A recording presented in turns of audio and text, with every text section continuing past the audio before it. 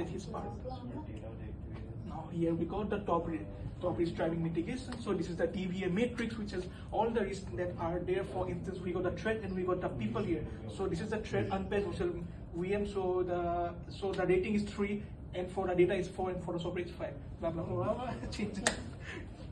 Now let's talk about the risk controls and mitigation. So we got the technical controls, which has the regular patch management, DDoS protection. We got SSL, TLS, VPN, and there is IDS, IPS, antivirus, and SIEM, which is security, information, and event management. Now in terms of the physical control for the risk, we got biometric access, we got CCTV monitoring, we got backup using the UPS, and moreover in terms of the people, we got security awareness training, we got phishing simulator, which should be done every month. Moreover, we can get the insider threat monitoring. We have RBAC, which is role-based access control. We can also implement policies such as DAC, which is a discretionary access control. Moreover, we have multi-factor authentication, which has some layers of security while a user tries to access the system. Moreover, we have process controls, which is onboarding and offboarding management. We have the IR plan, which is the incident response plan. Moreover, there are security audits and backup and recovery testing, and the vendor risk assessment, the third-party vendor that supply the software to the organization. Next slide, please. You can slow down more. You have more time.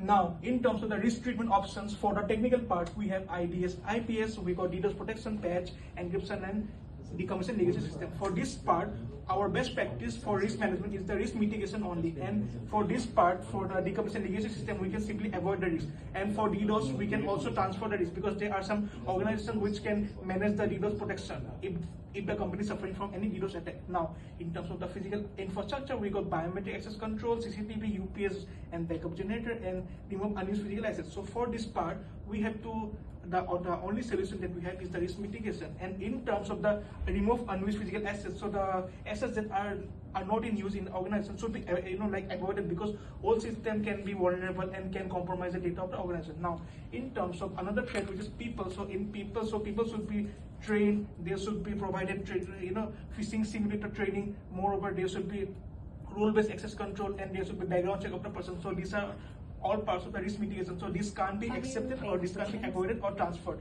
At last but not the least, the processes. In terms of process, we got the IR plan, we got the vendor risk assessment, and we have accept minor non-critical risks. So for that, we can simply accept the risk for the minor non-critical risk, and for the remaining to IR plan and vendor risk assessment, we have to mitigate the risk, because we can't accept or avoid or transfer it to the third party. For the vendor risk, we can also transfer it to the third party. Next slide, please.